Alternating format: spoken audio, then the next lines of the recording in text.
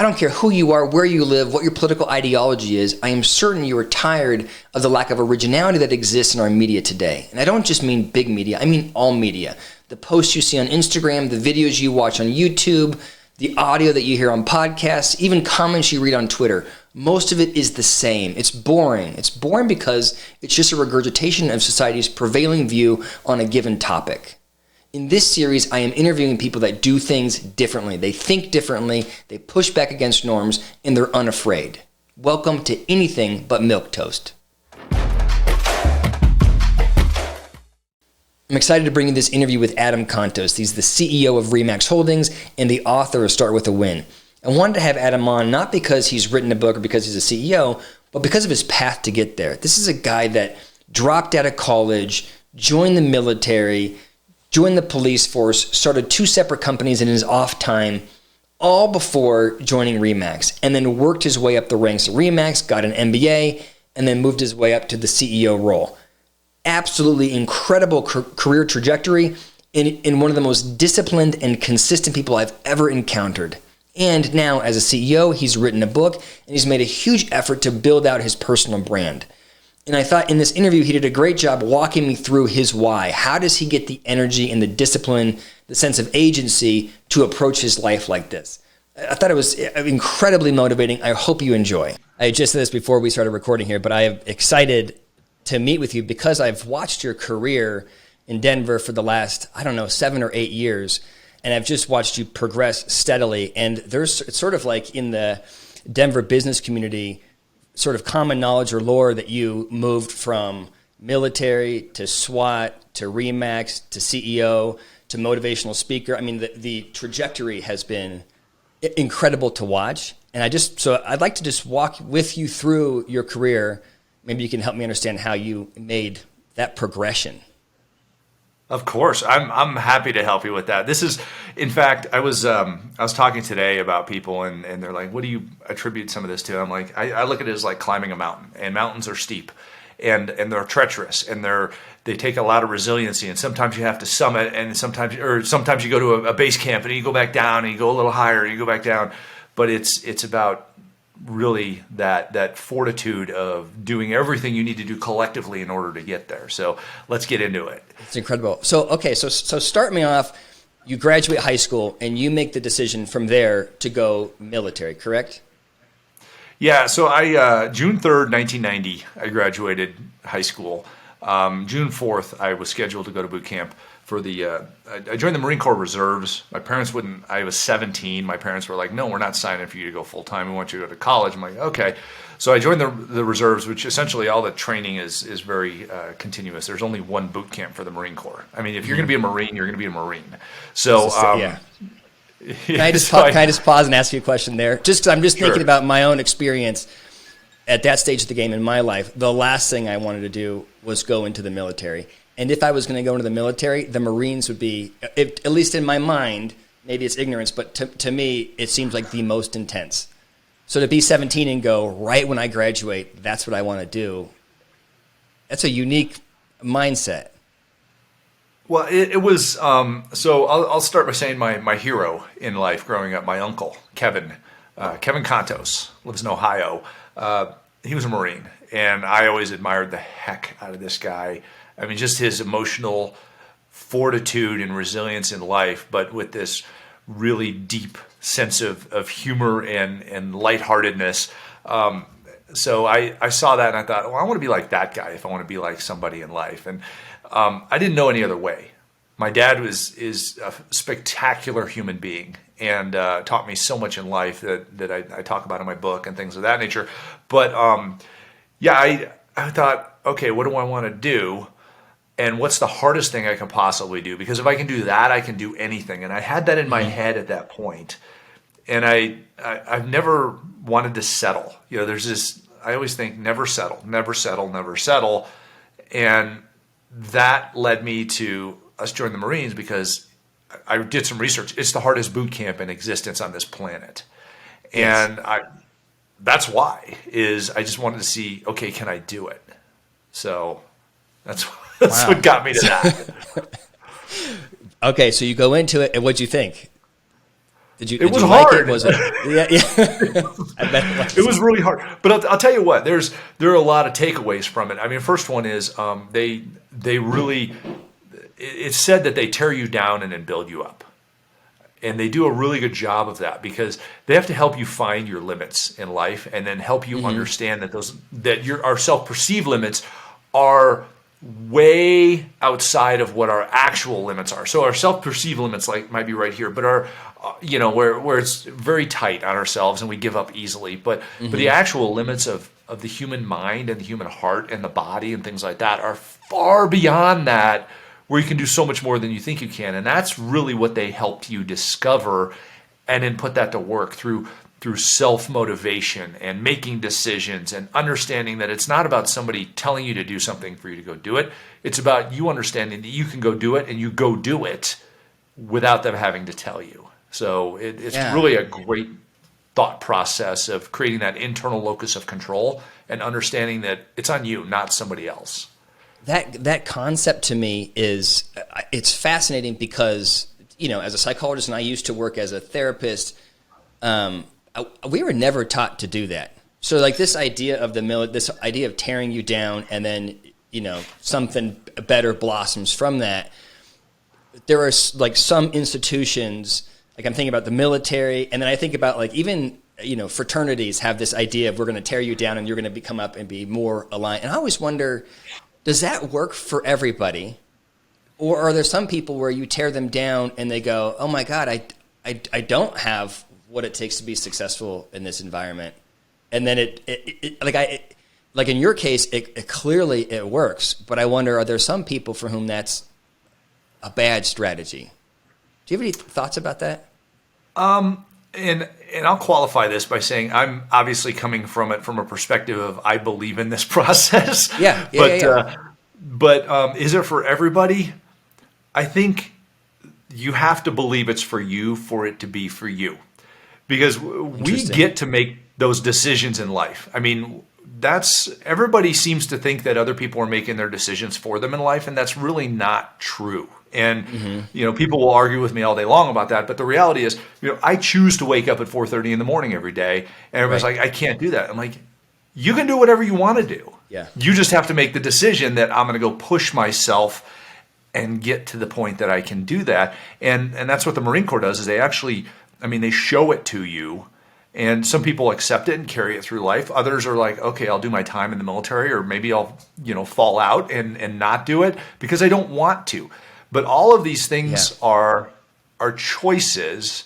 And you might go, well, what if I break my leg, or what if I'm injured, or what if I'm physically incapable of, okay, work around it. I mean, I know somebody who's been told they're going to be quadriplegic their whole life and they're walking. So, right. I say it's on you. It's up to you, and until you determine that it's not. It's interesting that you said that because, as a coach and as a therapist, there's when you're being trained, there's a push to join different or take different approaches, whether you're an existential therapist or you're a cognitive behavioral therapist or whatever your orientation is. And then there's been a lot of research saying that it makes zero difference. What matters the most is that whoever the coachee is or whoever the client is believes in the process. If you can sell the client on this being the right path and they believe it, then they're going to benefit from it. So I think it's the same thing as you're describing there. If you go in and you wholeheartely believe that it's going to make you better, then maybe it has that positive effect. It's interesting you say that, David, because when you're 100% correct. When you look at the coaching process, a coach's job is to unlock the potential that somebody has that they don't know that they have probably. And when the first key belief of a coach is they have to believe in this person and see the future of this person in existence. Otherwise, they're never going to be able to take them there. So, right. And then obviously secondarily, that person has to say, okay, you believe in me and you can see that future. I can see that future and I believe I can get there in order to accomplish it, because we can't accomplish what is not defined. And, it's, you get back to, the thought process of, okay, it's going to get better. Okay, we're going to get there. Things like that, as opposed to, the combination of belief and achievement. If you continue to see achievement, your belief grows. And that's ultimately what the Marines do, is you go through 3 phases of boot camp, and you achieve each of these phases. You go through these different tests, and you achieve these tests, things like that. And you're going to fail some, because they're going to force you to fail some. But they're going to make you learn from those failures, and you go, okay, I can fail. Mm-hmm. That's just a part of the process. I learned something. Right. So, so you're completely right. But the person has to believe it, and they have to see that belief in order to go after it. And did you always have that quality? And I mean, we're going to get through as we go through the different stages of your life, but every kind of arena that you've been in, it seems clear to me that you've had that sense of personal agency, internal locus of control. Was that always there for you? No, I'm a normal guy. I mean, I had a normal upbringing as a child. I was, told no, you can't do things a lot, just like anybody else. I was afraid to do things like anybody else, and it was no different than anybody else that's listening to this. Other than I was told, if you're going to do it right. During my childhood, as opposed to trying to get away with something or cheat something, because that was not in the DNA of our household. It was about integrity, and if you lie, cheat, or steal, you're going to lose. So really the only option you have is to go try it. Mm-hmm. And it was about the integrity piece in order to make the achievement piece occur. But I wouldn't say that I had this fortitude that other people didn't have, because I was normal. I'd be like, oh, my knee hurts, I don't want to go running today, or the weather's cold, or anything like that. We all have our self-imposed limits based upon environment and feelings. I had those, still have those, but I can hold up the mirror and go, hey, you can do this. You've done it before. Go do it. And you're like, oh, okay. You just coach yourself through it. So self-coaching and self-talk really help. Perfect. And so then you're going through, how long were you in the military for? I don't have a good read on that. So you transitioned into the police. Yeah, go ahead. So being in the reserves, you can also be in the normal civilian life, because you're going, and when the military calls you up, or when you get assigned to something, you go do it. But I did that six years in the reserves, and then at the end of that 6 years, I had gotten into law enforcement during that time. So I was also a police officer. Got it. So it overlapped. Okay. Yeah, it was overlapping. And I got out of the reserves simply for one reason, and that's because I was in an undercover narcotics unit, and I didn't want to have a high and tight to go buy drugs. It just didn't look good at the time. Early on in your book, you're talking about this. I think you called it Narc Marketing 101, or so, which I think is such a cool concept, which I will get into. But so you transitioned into SWAT, and throughout that whole period, you had 2 separate businesses, correct? That you tried running, which I think is amazing about your story, which is what you hear about a lot of entrepreneurs, which is it's not like their first business is incredibly successul, but you tried different things, you worked at it, some things worked, some things didn't work, but you just kept churning, kept working, kept trying, and grew. Yeah, I always wanted to be my own boss. Granted, I don't have a problem working for somebody else, but I also want to control my own destiny to a great deal of my life and my feelings. So I've always been an entrepreneur at heart. In fact, when I was 9, it's not in my book, but when I was 9, my brother and I had a neighborhood lawn mowing business, like a lot of kids do, but we had a great business, and it was very organized and very successful. And, then I had the litany of high school jobs, and then went to the Marines, got into law enforcement, and I started an online police supply business in the 90s, which, great business. I looking back, I wish I'd kept it. It was probably by now be one of the most successful online police supply companies, but, and it was profitable, but it was just, it was not the time to be selling to government entities online because everybody was still paper. It was, I want to write a check, I want an RFP, I want to, a paper receipt, things like that. People weren't used to putting their credit card online. So it was an uphill battle. Shut that down. And then I started a security consulting company because I knew selling intellectual property and my expertise would be a different dynamic, and that took off. In the amount of time that you must have been exceptionally busy to be doing all of those things simultaneously.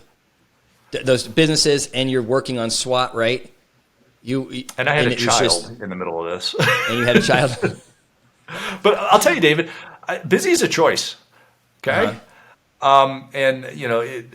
People say they're busy. I think busy is more of an excuse than anything else, because it's a rationalization that you can't get to something that you really want to get to. And I look at it as, okay, how do I become productive? Because I knew I had to go work law enforcement. The beauty of law enforcement is you're a shift worker. And I always worked nights. I loved working nights. So I had the rest of the day when I wasn't sleeping, and I always get enough rest, but I could do these other things. And I'm not one to go sit and play video games, or back then we didn't have Netflix, but we certainly had movies and things like that. But my entertainment comes from getting better myself and then helping other people get better. So that's where I gained that. And sorry to interrupt. That was always the way you were. Yes. Back then, you always had that mindset. Wow. Yes. I mean, that's my form of entertainment. I'm a horrible golfer, although I like to go out and spend 5 hours following a little white ball around. But and I'm not a very good skier, although I do like to go to the mountains and ski. We live in Colorado. But the reality is I like to learn. And since I joined the military, I've fallen in love with learning. The military is really good at training, leadership, and development, things like that. So is law enforcement. And I wanted to learn so I could teach. And that's where I gain a lot of my internal satisfaction, because I believe a leader in life, no matter where you're at, whether you're a CEO or whether you're a manager in an organization someplace, you should be getting better yourself and giving that out. And that's how you help all those others around you get better, and you lead and develop. Were people around you at that stage of the game validating of it? Like, I imagine now, people want to hear what you have to say. They want to learn from you. Right? You are a sought after source, right? You're a speaker, right? People want you to coach them. But back then, I would imagine that you wouldn't have had the same audience that you do now. No, you're right, David. It's a battle, because people find their comfort zone and they don't want somebody to come and try and break them out of it. They're comfortable. I look at it as a jail cell when people are in that comfort zone, and if they learn, they take risk, because they have to try something new that they haven't tried before, and somebody's asking them to take that risk. It might be ordering them to take that risk, if you will, but the reality is we're asking people to test themselves. It's not human nature. We're designed to sleep, to get up and go hunt for an animal and go home and eat it, and then sit around the fire and socialize for a couple hours before we go back to sleep. So, we're not necessarily designed to get better and seek that pain of expanding our minds and testing and taking that risk. So, no, it's an uphill battle until it catches on, and then people are like, oh, okay, I want to hitch my wagon to that group of horses that are getting better over there, and be part of that. Mm-hmm. It reminds me of this concept of learned helplessness, which people have at least when I was in school, we talked about learned helplessness. Like, if you are punished over and over and over and again, eventually you give up the energy. You no longer want to work hard to achieve things. That's how I always understood it. There's been a lot of new research showing that it's less about being punished, and because you've been punished, you no longer try. Researchers now think that we have a stable state of apathy. It's not that you've been punished. It's that you haven't learned to achieve.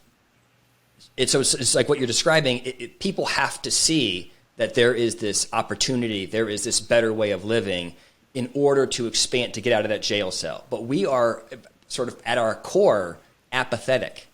And so it's a real challenge. If you ask the average person, and I think about this a lot as a coach, it's like, if you ask the average person, are you happy? They'll say, yeah, I'm happy. And if you go like, how are you about your marriage? Or how are you as a parent? Or how are you at work? They're always like, it's mediocre. I'm exhausted as a parent. Or my spouse is driving me nuts. And it's like, why are we okay with mediocrity? And I'm not talking about performance. I'm just talking about just a level of satisfaction. And people, I think, stagnate unless they find some way to overcome that barrier. You're 100% right. I mean, the most powerful energy on the planet is willpower. Okay? Willpower. Mm-hmm. Because if nobody has any willpower, nobody's ever going to get anything done. So what we do is and we'll just say, for clarity, work is 1/8 of your life. There's probably 7 other parts of your life, including, you touched on it, your marriage, or your friendships, or your finances, or your faith, or your fitness, or your nutrition, things like. I mean, there are all these different things that you can be poor at, you can be mediocre at, or you can really excel at. When you excel at those different parts, they add to that willpower that allows you to focus on overcoming those challenges, that apathy that we develop in those other aspects of our life. And that's really, truly what I've focused on. Is I want to create holistically that energy for the willpower that I need to focus. Because focus is what overcomes challenges. Focus. And focus is purely a function of 2 things. It's willpower and it's attention. And for both of those, you can't be worried, and you can't have that apathetic draw taking away your ability to pursue those things, because you lose your confidence. So, yeah, I mean, I completely agree with you. And I mean, you're speaking from a clinical perspective, and all the studies and the academia behind it. I'm a kind of a realologist, I guess you could say. Yeah. I have my MBA, but we don't talk about that stuff in an MBA. Unfortunately, we should, simply because that is what drives good business and great people in those businesses. And the next evolution of your career is joining REMAX. So walk me through that transition from SWAT team to REMAX. So I was working a off-duty job one night, the only night that I ever picked up this particular off-duty job, which was protecting a golf course that was under construction. It was a mountain course at the base of the Colorado Rockies, and I'm sitting out there by myself. People had been vandalizing. It's 240 acres of just beautiful mountain terrain. And this SUV pulls up, a brand new white Suburban, and out jumps this guy. He's about 50 years old and super excited. He says, "Hi, I'm Dave." And I say, "Hi, I'm Adam. What are you doing out here?" He goes, "I own this place." I said, "It's beautiful. Thanks for having me out here." He goes, "Do you want to go do a little four-wheeling?" I'm like, "Sure." So we hop in, and we're out there looking around for porcupines, because porcupines kill pine trees. So we're driving around with flashlights in the middle of the night. By the way, I did not know that. They kill. Yeah, they eat a ring around the tree, and it kills the tree. So it's they didn't want porcupines out there. So we're out there looking for porcupines, and we get stuck because he drives over this big, huge piece of plastic that was covering one of the cart paths on the golf course that they had poured, and it wrapped around the drive shaft. So there's a big, giant ball of plastic wrapped around the drive shaft and seizes up the vehicle. So we get out, look at each other. We're like, "Got a knife?" And we lay underneath that thing for hours with flashlights and pocket knives, cutting this plastic off, getting to know each other. Turns out this man is the founder of REMAX, and extraordinarily successful, huge part of the community. And I'd known who he was, but I'd never personally met him. And we got to be friends, and he started mentoring me. And then I pitched my security consulting to his company, not to him, but to his CEO at the time. And they purchased this product on real estate safety that I had developed, a consulting class.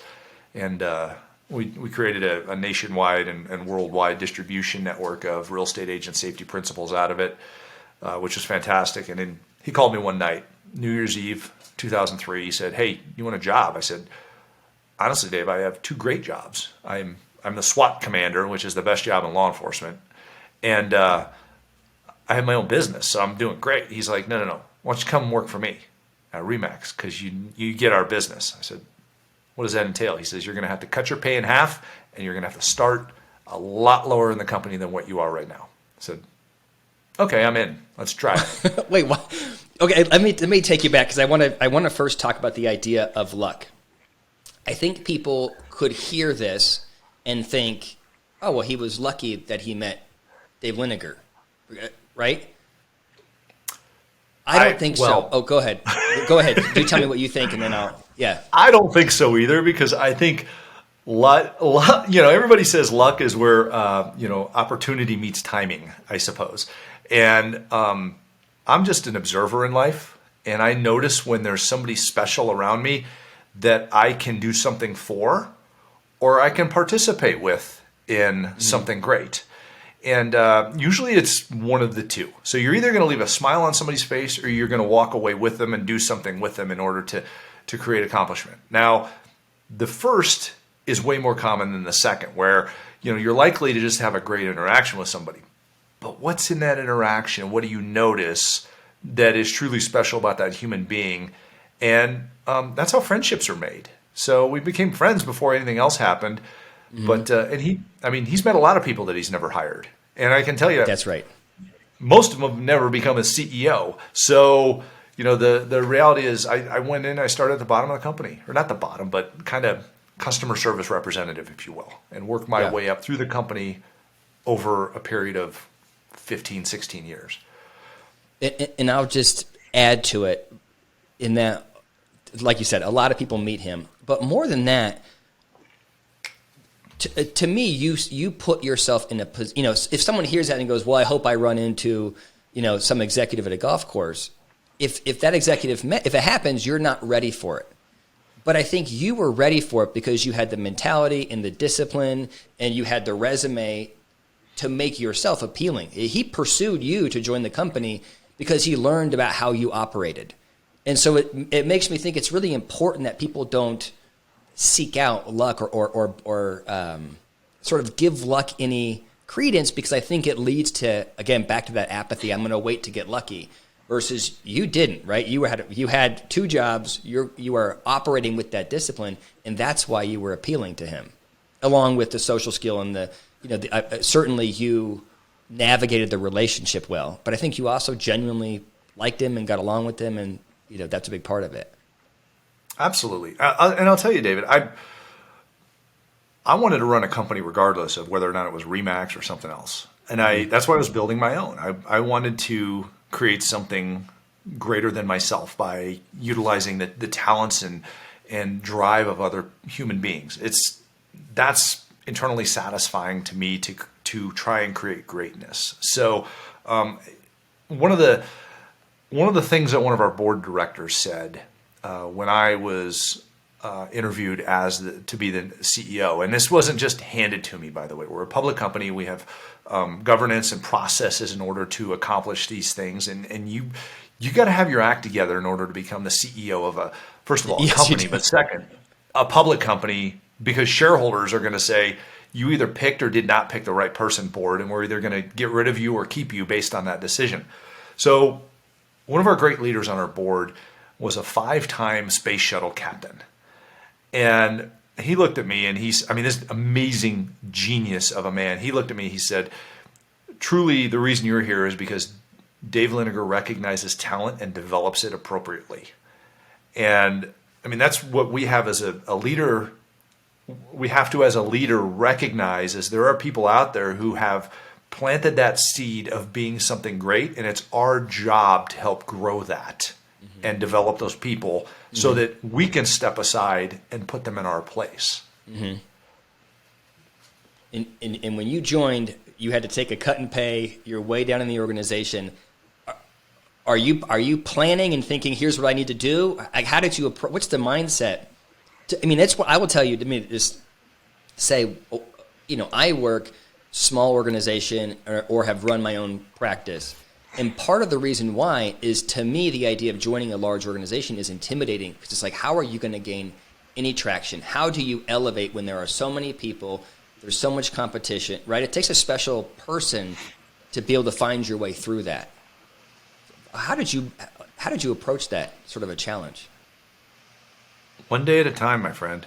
I mean, it's just, you don't look at it and go, and this is one of the challenges that I see, because when we hire, a lot of times we're going to hire for a position and people are like, okay, when can I be a vice president or a senior vice president or a COO or a CEO, something like that. Everybody looks at it as, where's my destination? I always looked at it as, where's my process? And I knew that if I executed on the process every single day, it's like an exercise plan. You don't go to the gym and get in shape tomorrow. I mean, if you want to have a healthy lifestyle, then you do what is necessary all day, every day, and you have the discipline to do that. And I saw that in the Marines. I got meritoriously promoted a couple times, but the reality is I never turned down a chance to get better, and I knew that I could look for those chances every single day.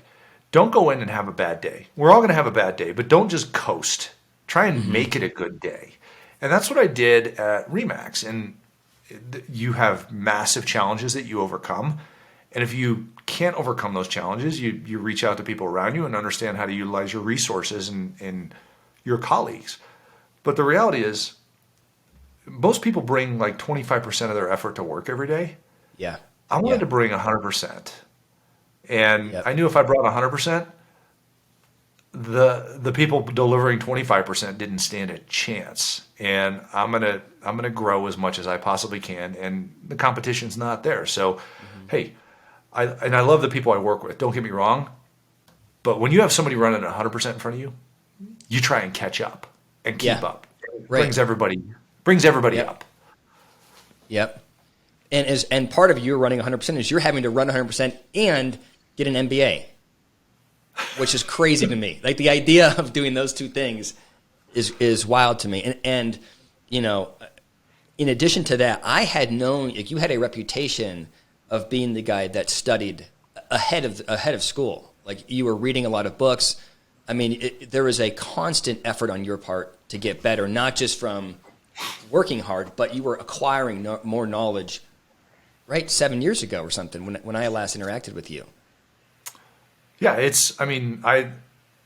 I was digging through my office the other day. I have this huge pile of books that I've read over the years, many of them 2 or 3 times, because I don't think you can fully absorb content just in one swipe. I think you need to go back and remind yourself and take it in different context based on your feelings and your environment. But I'm always into learning something new and doing something with what I learned. So that's the greatest gift we can give people, is knowledge that helps them get better. It's not an item you buy from the store. It's, how can I help somebody find a greater self? And I truly believe that. So that's why I do that, because I get satisfaction from helping people get better. So you that's the driver for you. You go to school, you're still working at REMAX, and then all of a sudden, obviously you're getting promotions, and then at some point they must have said, hey, we're thinking about you being the CEO. What was that? Oh, go ahead. What were we going to say? They didn't? They actually told me, you can't be the CEO unless you go get an MBA.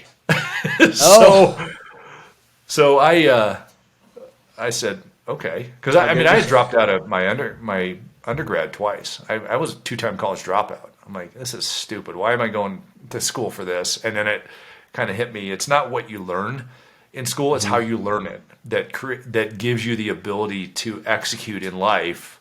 And the board of directors said, hey, if you ever want to be in the running for this, you better go get an MBA. And I'm like, okay. So I started doing some research, found University of Denver, DU, and went and did it. And yeah, it was not easy, but it was intentional when it comes, and I got a 4.0 on it too, by the way.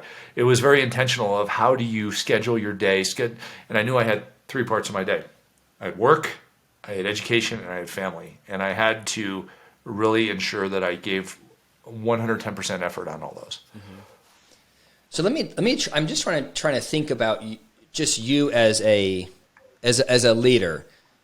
And when we started this conversation, I was thinking, when I was reading your book, I was thinking, where's the engine come from? And then you've been talking about how the driver for you is to grow and learn so that you then can help other people. And it just sort of dawned on me, reading your book, 2 times college dropout, and I'm going, well, if he had that engine, why is he dropping out of college? And I think the difference is, and I want you to correct me if I have it wrong, there wasn't an outcome tied to it versus now, or at some point in your life, maybe after the military, you connected, if I learn, the outcome is I can support other people. And that's been the sort of engine for you, and that keeps you going. Am I hearing that or understanding that correctly? Yeah, when I dropped out of school, I was a street cop. So I had gotten into law enforcement, and I was working the streets as a police officer. And I'll tell you, I was going to schools a lot. I was going to I can teach anything that goes bang, all sorts of firearms instructor schools. I was teaching at the police academy. It was constant education in the law enforcement community, and then I was going to college for criminal justice, and I'm sitting there thinking, I'm learning this stuff from somebody who's never done it, and it never really, it didn't align with my time priorities, and I thought, this is silly. And don't get me wrong, there are some fantastic criminal justice instructors out there. I'm not categorizing those that teach that, but it wasn't hitting me here in the heart saying this is satisfying to you. And then, yes, I did have this realization that, I can learn about other things and go get a different degree. So yes, it was a combination of those things, I guess. And then once you connected it, because later in life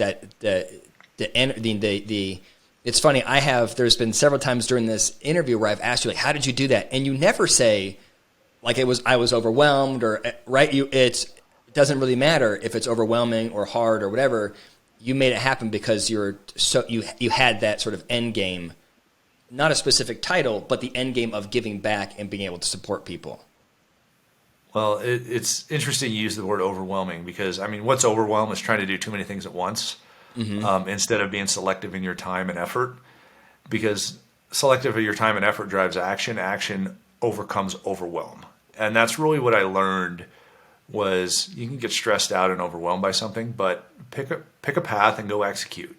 And don't have too many priorities in life. Like I said, when I was doing my MBA, I had 3 priorities. And most CEOs only have 3 priorities. My priorities were work, family, and education. That's it. And frankly, the education fulfilled my greatest desire for entertainment, which is I want to learn something. Yeah. So you graduate. You've put yourself in such a position. You're brought on as a CEO, and then I really admire and I admire and I didn't understand until I read your book, and is this push towards social media, the push towards podcasting, the writing a book. These are not easy things to do, and they take incredible discipline. And I know I have a channel. It is not easy to do that. Oh, and then also run REMAX. So can you walk me through? I think I understand the mindset behind it, but walk me through why the social presence, the brand. The social presence and the brand are, really, I believe there's this equation in life, and in order for us to end up connecting with people, we have to overcome one of the largest variables that exists, and that's trust. So trust is a bridge to relationships and interaction. If people don't know you, inherently they don't trust you. And I saw brand building both as our organization. REMAX just got voted the most trusted brand in real estate in North America. And we also did another survey. We surveyed 5,000 buyers and sellers. Why do you pick the real estate agent that you pick? And they said, because I trust them. And I was also on a roundtable just to extend this trust factor. I was on a roundtable with the CEO of Forrester Research, at the beginning of COVID, and they said, okay, we just did this survey, and what we found, the three factors that really are going to drive people through this are trust, safety, and inclusion. And so, I mean, we see a trend here. It's called trust. Trust is truly what establishes your desire to interact with somebody, learn from them, grow from them, things like that. You have to trust your coach and the people that help you. Right. So I thought, okay, what creates trust? And I came up with a saying, presence creates trust. Mm-hmm. So the more they see you, the more they get to know about you, the more they trust you, because they understand the tendencies of you, your consistency. And if you see somebody who's totally inconsistent, they're never going to get trusted because they're inconsistent. I mean, it's human nature. We don't like too many variables. We want to know what we get, and we'll stick with it. If that is a kind leader who cares about you getting better, that's what I want my brand to be. Mm-hmm.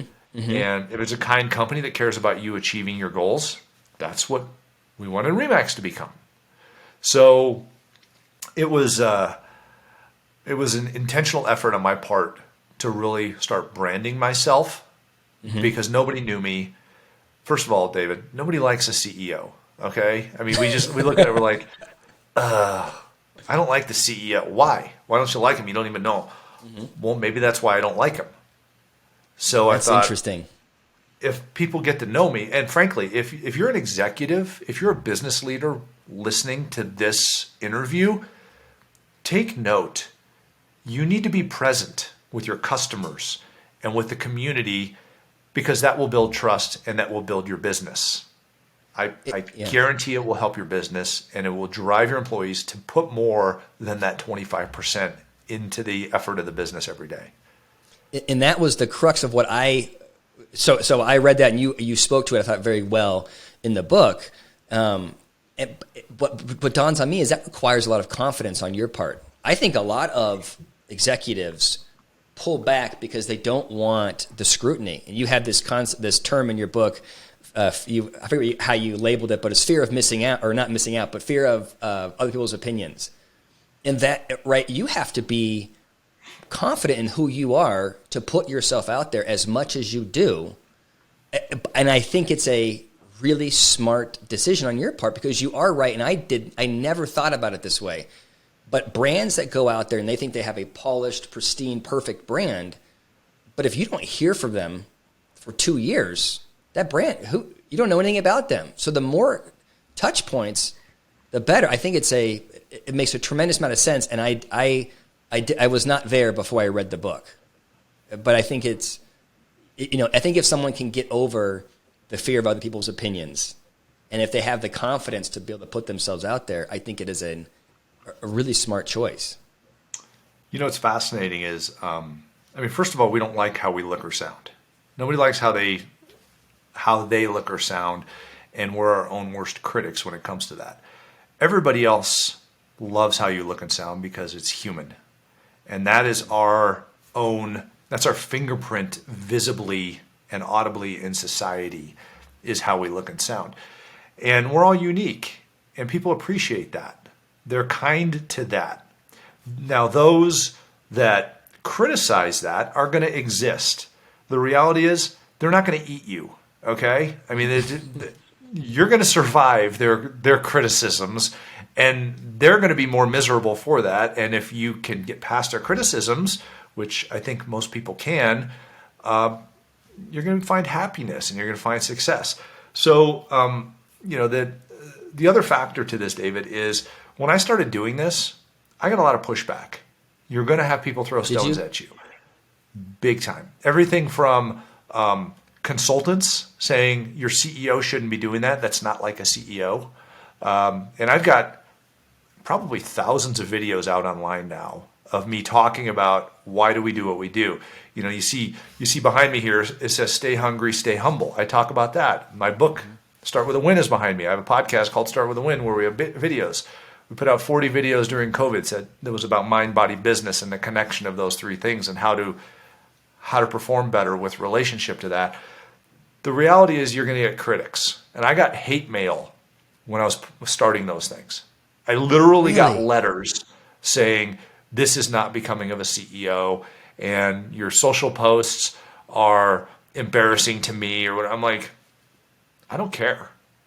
I'm going Right. to demonstrate to the industry, to industry as a whole, to the community, and to everybody that sees me, that we can all be better if we put ourselves out there and try with kindness and transparency and clarity. And go ahead, throw stones at me. The reality is, I'm not getting shot at anymore, so this is easy. So That's right. Yeah. I look at it, I'm like, all right, whatever. So but there people are going to always find a way to give an excuse of, oh, that sucked, or no, I don't know how to do video, or whatever. You just got to do it, and then do it, and then do it, and it gets easier, and you get more effective. And the reality is, presence creates trust. Here's the other one, David. Top of mind is first in line. Top of mind is first in line. Mm-hmm. If you repeatedly see somebody, you're going to continue to remember them. Who are you going to go to when you need to do business in X space, when X CEO is out there every day, and you go, I like that guy? You're going to him. Right. Right. Let me talk about your book. So I've got it here. Let me just brag about it for 1 second, and then we'll move on. I was surprised in that I'm a nightmare to read a book, because I am so quick to judge it and say this is not this is poorly described, or this is not really what we're talking about. Like, that's that's just part of my mentality. I thought it was really good, and you covered a tremendous amount of ground. That was when I first started, I'm going, how many books has he must have read to be able to cover comprehensively so many different areas of leadership and personal development? I thought it was so this book is not just intended to be for people that work at REMAX. This is for anybody to develop as a leader. And I like the fact that after every chapter, you have takeaway points. It's almost like if you want to know about personal development or leadership and you have one book to read, this will give you a really good high-level overview of sort of all of it, with personal anecdotes that explain how these things apply to your life. I thought it was really well done.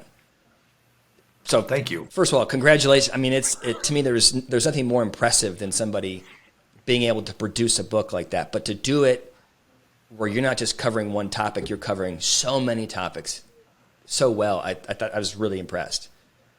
And then it makes me wonder, what's the long term? You and I talk in 5 years, 10 years. What are you doing? Where do you take this? So I've been doing a lot more executive and leadership alignment coaching and consulting. I mean, that's ultimately, as the CEO of a holdings company. So I have basically 6 companies underneath me. I have, people that run all these companies. My job is to create business and leadership alignment. And the way to do that is through personal alignment. And, I'm getting more into the coaching and consulting aspect. I create boundaries very quickly for myself and for those around me when it comes to executing on these things. And really, truly, what I know is I have about 6 hours a week that I can devote to these things, which essentially is 12 30-minute coaching conversations. So you'll see me a lot more doing coaching and consulting for people who truly want to achieve that CEO level performance, and be the greatest, not just happy human being and parent and spouse or partner or whatever that they want to be, but part of their business and their community that people know and recognize as this is the right way to set my life up. I've spent decades studying it, and I want to help some other people. I think it's fantastic. Are you going to will there be another book? Will you follow this up with more? Do you want to continue publishing or more podcasting? Because you have Start With the Win podcast. You have a significant presence on Facebook. I mean, you are, walk me through kind of what that looks like for you. So I have, Start With a Win, of course, that's my baby. I love it. It's so much fun to do a podcast and talk to other leaders and people who are just super interesting. And of course, we're learning from each other and growing from each other. So ultimately, that's what it's about. And sometimes we do solo casts where it's just me coming and kind of riffing on some of these concepts and ideas, or an aha moment I've had recently. But you'll see me continue to expand on this. I just met with my producer and branding. He's basically my branding coach yesterday, and we're looking at some other things to continue to build upon. But I plan on expanding it, being much more. Just being super targeted in certain areas to make the greatest impact possible. I love the social channels, the 5 basics, and continue to put out video and audio. It's about helping people, and the more I get to do that, the more it satisfies me. I think that in preparation for this interview, I've been looking at the content you're putting out there. And that is such a clear sort of thread through it all. This desire to help people, you're just adding value. Do you know what I'm saying? It's not about, there's not a point you're trying to get across as much as here's ways that you can be more effective, or here's the way you can be happier. You know what I mean? It feels very cohesive around that brand. So, and I know we have go ahead.